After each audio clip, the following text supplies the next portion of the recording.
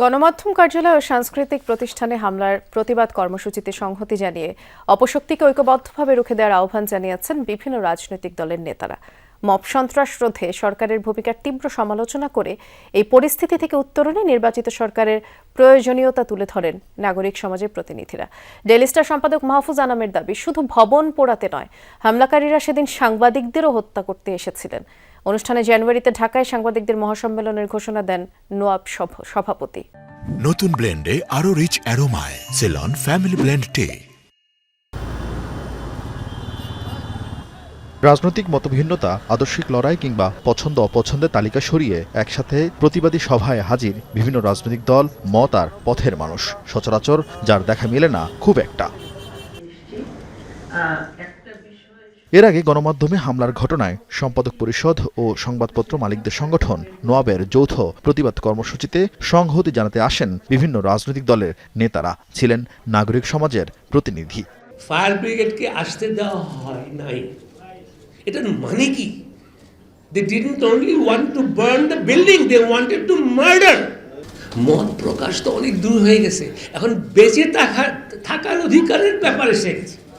কয়েকশো শিক্ষার্থীর সচিবালয়ে ঢুকে পড়ার মাধ্যমে এই মব সন্ত্রাসের সূচনা উল্লেখ করে নাগরিক সমাজ ও অধিকার কর্মীরা বললেন, মত প্রকাশের স্বাধীনতা না থাকলে গণতন্ত্র বিকশিত হয় না।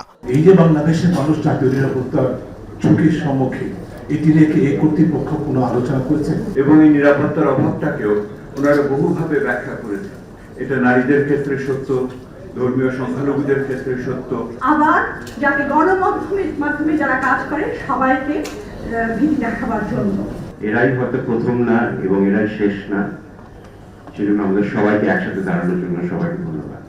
সামগ্রিক ঘটনায় উদ্বেগের কথা জানিয়ে বিএনপি মহাসচিব মির্জা ফখরুল বলেন, গণমাধ্যমের উপর হামলা গণতন্ত্র ও জুলাই অভ্যুত্থানের চেতনা বিরোধী। আমরা যারা আমাদের বাংলাদেশকে সত্যিকার অর্থেই একটা স্বাধীন, সার্বভৌম, গণতান্ত্রিক বাংলাদেশ হিসেবে দেখতে চাই, তাদেরকে আজকে শুধু এখানে এসে একাত্মতা ঘোষণা করা নয়, মানববন্ধন করে সংহতি প্রকাশ করা নয়, আজকে সর্বক্ষেত্রে সর্বশক্তি নিয়ে আপনারা যারা বাংলাদেশকে ভালোবাসেন তারা সবাই ঐক্যবদ্ধ হন।